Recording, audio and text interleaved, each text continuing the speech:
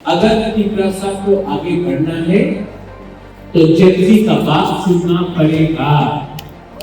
अगर तिपरासा को बचना है, तिपरासा को आगे बढ़ना है तो यंगस्टर्स, यूथ और हमारा सेक्टर सीपी का बात सुनना पड़ेगा। क्योंकि मैं आपको सच बात बोलता हूँ, आज मेरा 5 जगह पे प्रोग्राम था, लेकिन सबसे अच्छा एंजॉयमेंट मुझे यहाँ में आपके साथ। No politics, no राजनीति, only love, only positive energy।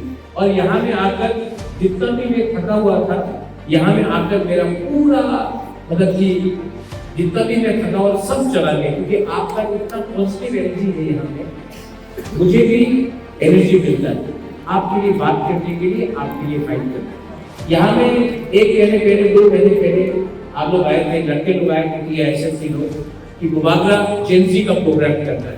You know why Gen Z important है? अगर आप लोग एक हो जाओगे ना तो नेपाल में प्राइम मिनिस्टर, प्रेसिडेंट को भी निकाल सकते हैं, बांग्लादेश को भी हटा सकते हैं। लेकिन आपका हंसा होना दरकार है, क्योंकि कोई लोग बोलते हैं कि वुमेन्स में नहीं होना चाहिए, कोई बोलता है दखल करेगा एडीसी। लेकिन जब आप लोग यहाँ पे है ना, मैं 100% कॉन्फिडेंट हूँ कि कोई एडीसी को दखल नहीं कर सकता है।